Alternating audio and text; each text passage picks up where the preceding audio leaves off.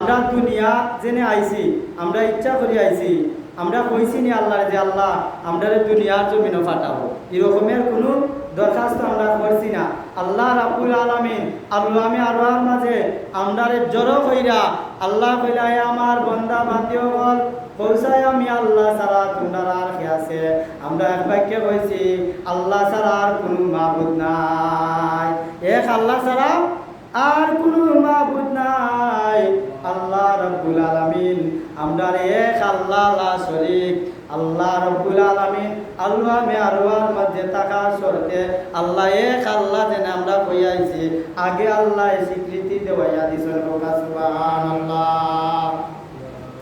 আমরা যে সমাজের মধ্যে যে জবানার মধ্যে আইছি, আল্লাহ রাব্বুল আলামিন আমরা হওয়ার পূর্বকালীন আগে প্রত্যেকটা যুগের মধ্যে আল্লাহ একজন নবী করে পাঠাইছেন, কোন কোন যুগের মধ্যে দুইজন নবী পাঠাইছেন।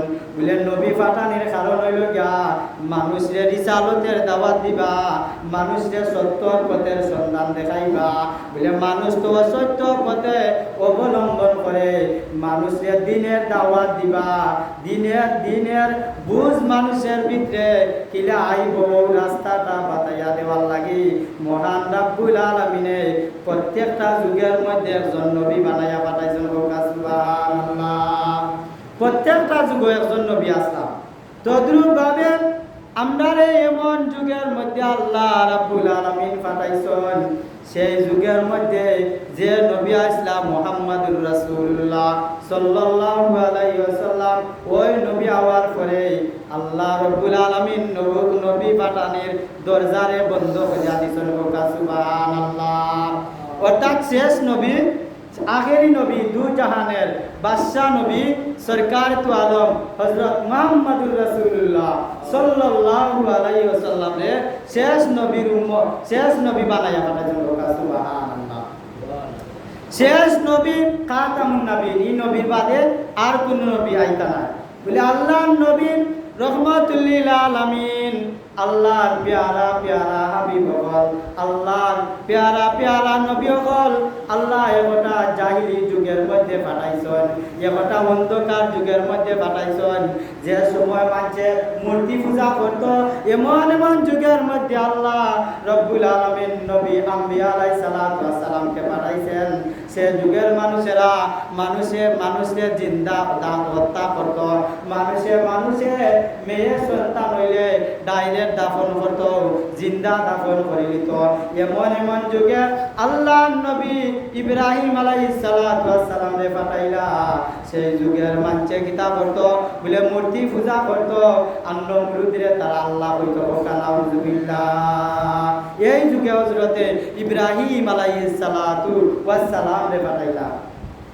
আল্লাহ নবী রহমাতুল লিল আলামিন, প্যারা হাবিব আল্লাহ রাব্বুল আলামিন আল্লাহ নবীরে এমন এক জাহিলিয়তি যুগের মধ্যে পাঠাইছেন, যে জাহিলিয়তি যুগের মানুষে কিতা করত, বলে সাজ্জা মূর্তির পূজা করত, আর তারা তুজ্জামানের সেজদা করত, পূজা করত।